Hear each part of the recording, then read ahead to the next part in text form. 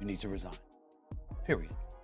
The reason I say that, Doggy, is because when a player, any player, but especially one of that magnitude, attacks you publicly like that, that weak-ass statement Commissioner Engelbert gave is not good enough. And I'm going to say it. It was a weak-ass statement. Could you imagine somebody directing comments and criticisms at you, taking conversations they've had with you directly and telling the world what you said? And did you see that statement Commissioner Engelbert gave? She basically provided no defense of herself. I don't have the statement right directly in front of me, y'all. Mischaracterization. A mischaracterization. What happens when an entire league of professional athletes turns against its leader? This isn't just another sports controversy. This is a full-scale institutional crisis that threatens the very future of the WNBA. And it all exploded into public view when one superstar decided she'd had enough. Minnesota Lynx forward Napheesa Collier looked directly into the cameras during her exit interview and delivered a verdict that would send shockwaves to the basketball world. We have the best players in the world. We have the best fans in the world. But right now, we have the worst leadership in the world. These weren't just frustrated comments off the cuff. Collier read from prepared two-page statement, signaling this was calculated, deliberate, and long overdue. What followed was nothing short of player mutiny, a complete breakdown of trust between the athletes and Commissioner Cathy Engelbert that exposes the deep structural problems threatening to derail the league at the very moment it's experiencing unprecedented growth. An organization, how are you not close with the stars of the organization? And the dilemma right now in the WNBA is that the star players, the Asias, the Stewies, the Sabrinas, the Caitlin Clarks, they don't have a good enough relationship with the leader. The Napheesas, they don't have a good enough relationship with Cathy Engelbert. She came in and she wants all the credit for everything, but there's not enough communication between the leader and between the players. And now you got to revolt. Now everybody in the W is like, hold on, we want you up out of there. But I think the best thing I heard is, how can you negotiate if you don't communicate? And the dilemma is there's not even a negotiation, a quality negotiation right now between the players and between the W, because there's not quality communication right now between the players and between the executives. But this story isn't just about basketball. It's about what happens when leadership fails to recognize the people who actually drive success. It's about the cultural collision between corporate thinking and human relationships. And it's about a revolution that could reshape professional sports forever. If you think you know the whole story, think again. What we're about to reveal will change how you see the WNBA forever. Napheesa Collier didn't just make general complaints about WNBA leadership. She provided specific, damning details from private conversations that revealed a shocking mindset at the highest levels of the league. According to Collier, during a meeting at the Unrivaled event in February, she had directly confronted Engelbert about two of the most pressing issues facing the league: the inconsistent officiating that players and coaches had complained about all season, and the ridiculously low rookie-scale contract for players like Caitlin Clark, Angel Reese, and Paige Buchers, who were clearly driving massive new revenue for the league. The commissioner's responses, as recounted by Collier, were breathtaking in their dismissiveness. When Collier raised concerns about officiating, Engelbert allegedly responded, "Well, only the losers complain about the refs." Well, let me clarify first, because it's proxy season, right? No CEO do you just put the base pay in there. You put their bonus, you put their stock options, you put everything. Caitlin has the ability to make up to $500,000 just in WNBA wages this year. So, of course, they're just looking at a base which is collectively bargained. And actually, it's low because she's the number one pick. She'll make a little more than that. But she also has millions and millions of dollars of endorsements. She's actually, because she declared to become pro, her endorsements are higher in dollar value. She has a global platform now, not just a U.S. platform. So, she's going to do just fine, as will the top players in the league, as every league does. Also, there's comparisons to the men. Those men's leagues are 75 to 120 years old. We're tipping off our 28th season. I would say if you looked at them 28 seasons in, we're further ahead. But I realize we still have a lot of work to do. This from a leader of a professional sports league. where players routinely risk their careers on a court every night. But even more revealing was Engelbert's apparent attitude toward the league's rising stars. When Collier asked how the league planned to address the compensation for players driving unprecedented interest and revenue, Engelbert's supposed response was even more shocking. Caitlin should be grateful she makes $16 million off the court, because without the platform that the WNBA gives her, she wouldn't make anything. Let that sink in for a moment. The commissioner of the WNBA seemed to be fundamentally misunderstanding the direction of value flow in her own league. What makes this particularly baffling is that Clark had signed her massive $28 million Nike deal before she ever played a single WNBA game, and her record-breaking college career at Iowa had already established her as a marketable superstar in her own right. Perhaps most telling of all was Engelbert's alleged comment that players should be on their knees thanking their lucky stars for the media rights deal that I got them. This statement reveals a leadership philosophy that takes credit for league successes while undervaluing the contributions of the athletes themselves. Thank you all for your time today. I have prepared a statement that I would like to make before taking any questions. All right. So first of all, I'd like to congratulate the Mercury for advancing to the finals. And I want to be clear, this conversation is not about winning or losing. It's about something much bigger. The real threat to our league isn't money. It isn't ratings or even missed calls or even physical play. It's the lack of accountability from the league office. Since I've been in the league, you've heard the constant concerns about officiating, and it has now reached levels of inconsistency that plague our sport and undermine the integrity in which it operates. As Collier summarized, that's the mentality driving our league from the top. We go to battle every day to protect a shield that doesn't value us. The league believes it succeeds despite its players, not because of them. This fundamental disconnect, this failure to recognize that the players are the product, will become the central theme of the revolt that was about to unfold. If Cathy Engelbert thought Napheesa Collier was a lone voice in the wilderness, she was profoundly mistaken. Within hours of Collier's statement, an avalanche of support began pouring in from across the WNBA landscape, from current MVPs to legendary veterans, creating a united front that demonstrated this was far from an isolated complaint. Las Vegas Aces star Aya Wilson, who had just won her 4th MVP award, stated she was disgusted by Engelbert's alleged remarks and expressed her gratitude for Collier and the WNBA for standing up for players. "I'm going to ride with Fee always," Wilson declared after the Aces advanced to the WNBA Finals, adding, moving forward, "We got to continue to stand on business as we talk about the CBA negotiation." The support wasn't limited to individual stars. It came from every corner of the league. This past February, I sat across from Cathy and asked how she planned to address the officiating issues in our league. Her response was, "Well, only the losers complain about the refs." I also asked how she planned to fix the fact that players like Caitlin, Angel, and Paige, who are clearly driving massive revenue for the league, are making so little for their first 4 years. Her response was, "Caitlin should be grateful she makes $16 million off the court, because without the platform that the WNBA gives her, she wouldn't make anything." And in that same conversation, she told me, "Players should be on their knees thanking their lucky stars for the media rights deal that I got them." That's a mentality driving our league from the top. We go to battle every day to protect a shield that doesn't value us.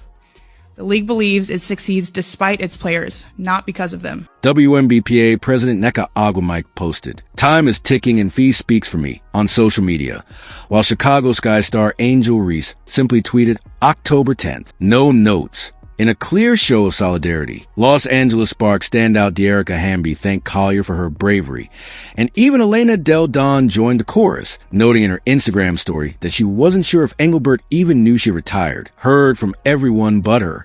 This last comment particularly highlighted the communication gap between the commissioner's office and the players it was supposed to be serving. Lucky she's got a $16 million deal because of the platform the WNBA gave her. It is the single dumbest thing ever said by a sports commissioner in American sports. Perhaps most telling was a response from Collier's Indiana Fever counterpart, Sophie Cunningham, who didn't mince words in her assessment of the situation. Cunningham took aim directly at Engelbert during her own exit interview, stating, "There are a lot of people in position of power. They might be really great business people, but they don't know us about basketball." She would later add on Instagram, "People only know Cathy because of Caitlin. She's the most delusional leader our league has seen." The pattern was unmistakable. What the league office might have dismissed as isolated complaints were in fact symptoms of a deep and widespread dissatisfaction that had been brewing for years. When Fever guard Kelsey Mitchell was asked about the league's future during her exit interview, her response was telling, "I hope we got a league.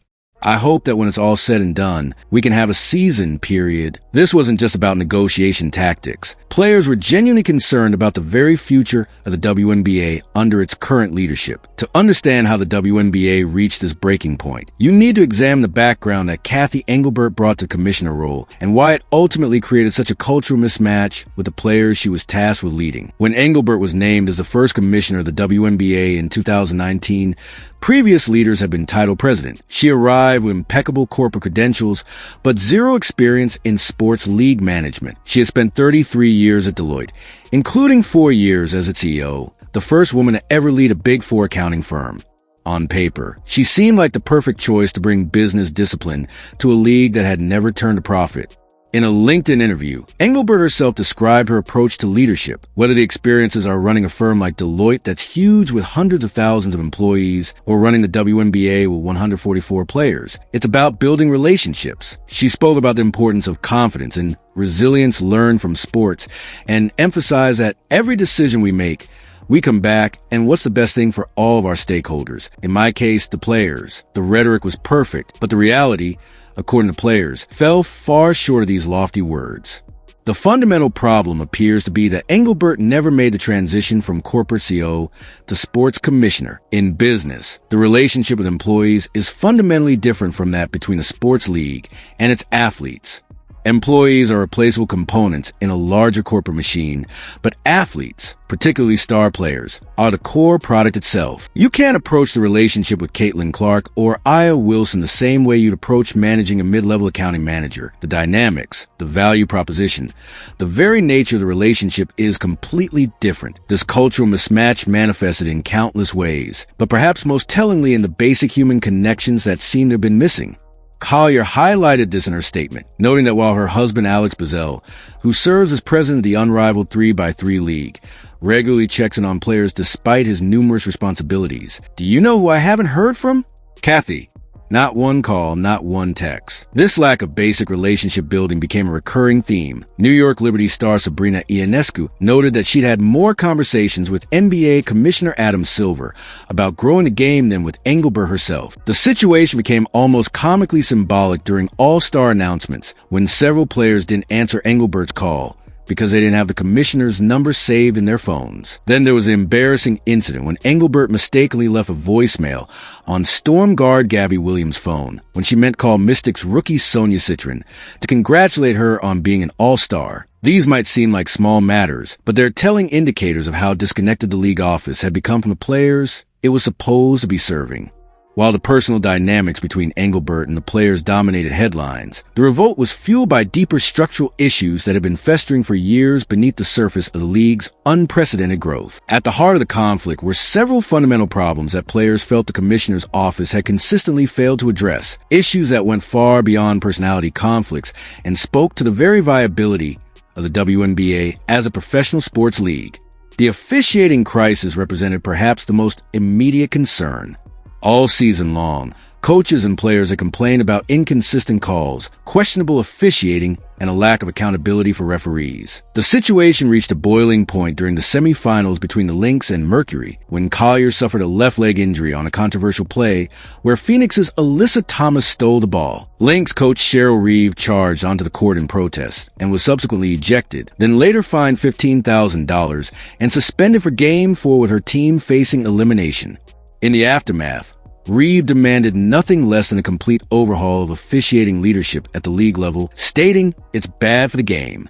But the officiating problems were symptomatic of a larger issue, what players perceived as a culture of suppression rather than collaboration. As Collier noted, our leadership's answer to being held accountable is to suppress everyone's voices by handing out fines. This pattern played out repeatedly throughout the season, when coaches like Reeve, Indiana's Stephanie White, and Las Vegas's Becky Hammon spoke out about officiating concerns. They found themselves facing financial penalties rather than productive engagement from the league office.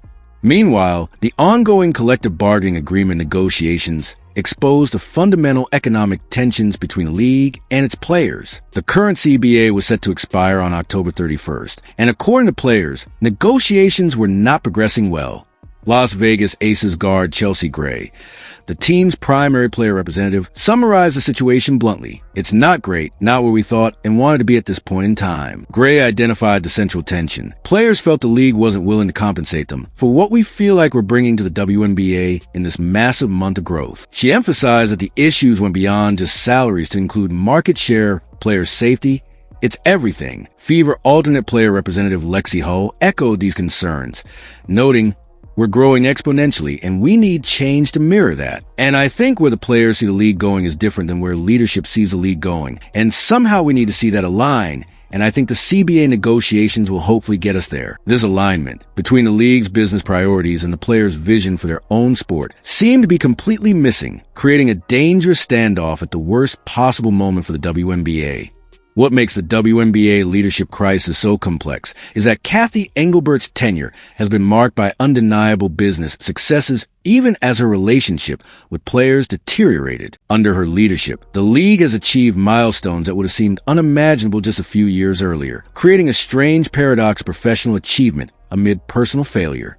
The WNBA secured a landmark 11-year media rights deal worth an average of $200 million annually with Disney, NBC, and Amazon Prime, a massive increase from previous agreements that will broadcast more than 100 regular season games each year. Engelbert herself described these agreements as allowing the league to continue to build a long-term and sustainable growth model for future of women's basketball. The expansion successes under Engelbert have been equally impressive. The league added franchises in San Francisco, the Golden State Valkyries, Portland, and Toronto, with future expansion planned for Philadelphia, Detroit, and Cleveland that would bring the league to 18 teams by 2030. This represented the most aggressive growth phase in the WNBA's history, tapping into new markets and fan bases across North America. Additionally, after years of player complaints, the league finally implemented full charter flights for all teams for the 2024 and 2025 seasons, committing $25 million per year to resolve what had been a long-standing issue for athletes accustomed to grueling commercial travel. But these business achievements masked a fundamental failure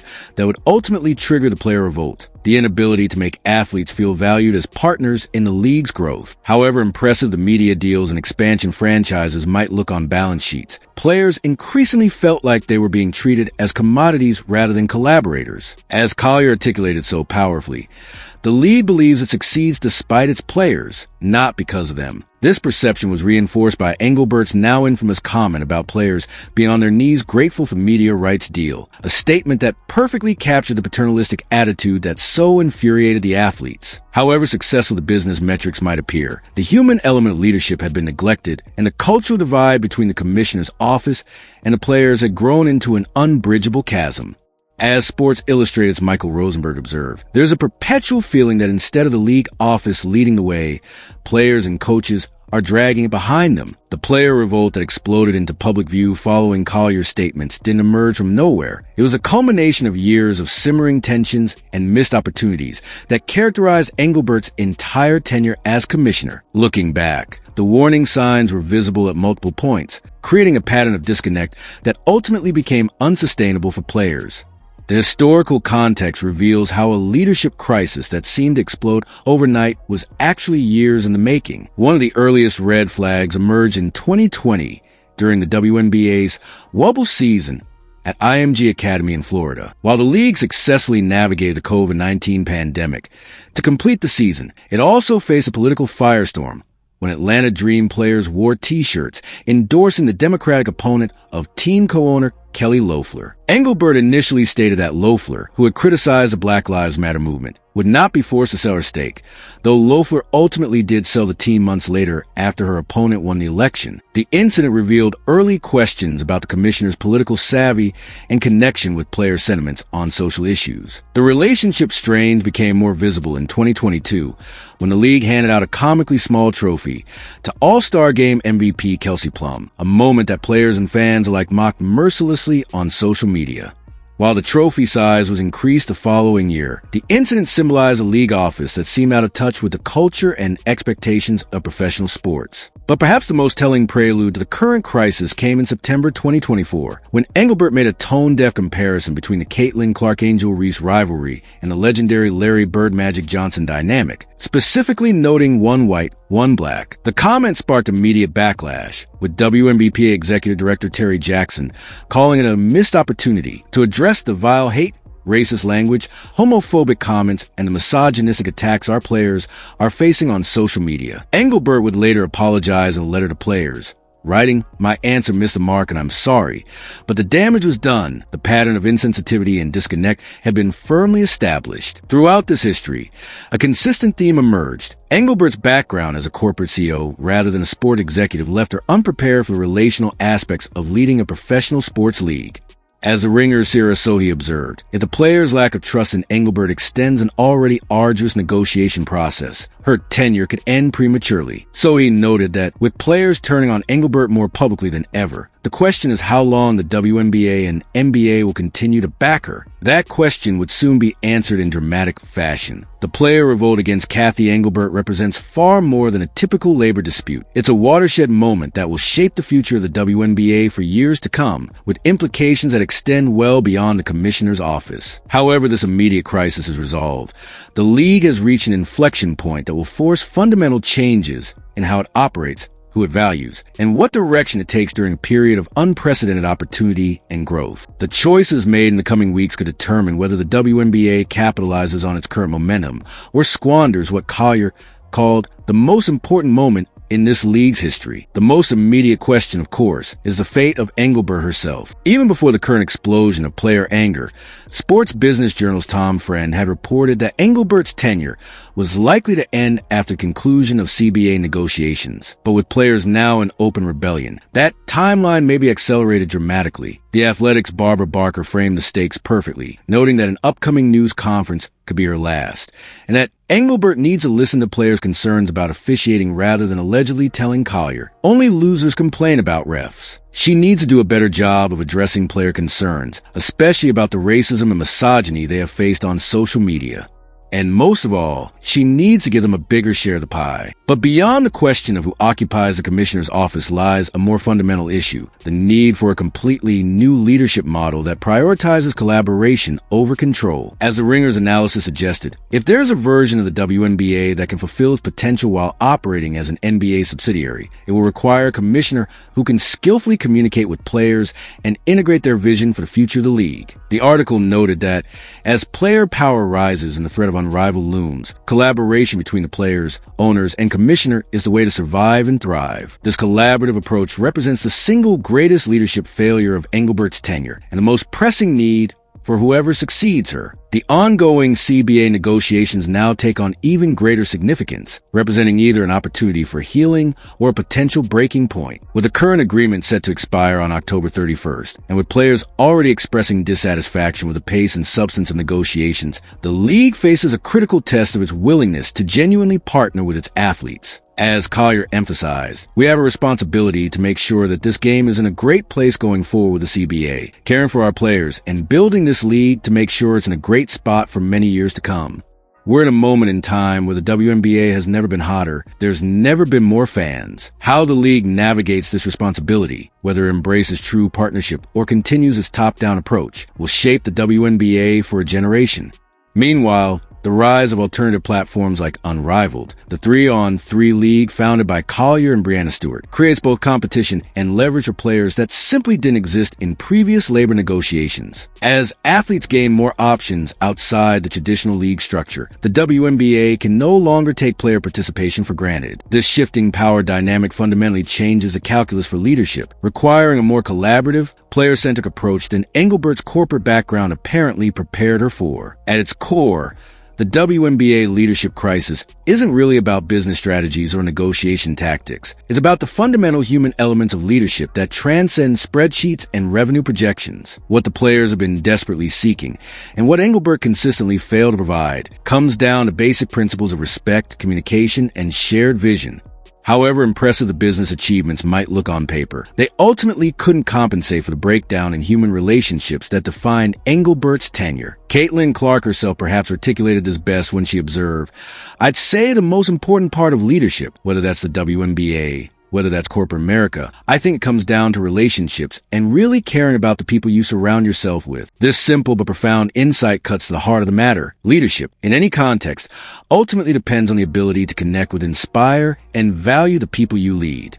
By all accounts, this was Engelbert's greatest failure. The consequences of this leadership failure extend far beyond the league office or the players themselves. They impact the very future of women's sports. As Collier noted, this is straight up the most important moment in this league's history. The choices made now, in this moment of crisis and opportunity, will reverberate for years, influencing everything from the next generation of athletes to the broader landscape of women's professional sports. The WNBA stands at a crossroads, with one path leading toward genuine partnership and unprecedented growth, the other toward continued conflict and squandered potential. What makes this moment so compelling and so important is that it represents a power shift in professional sports. Players are no longer willing to accept a model where they're treated as employees rather than partners. They understand their value, they recognize their leverage, and they're demanding a seat at the table not just as laborers, but as stakeholders in the enterprise they built. As the WNBPA stated in their powerful show of support for Collier, the players know their value even if the league does not. They are fighting for their legacy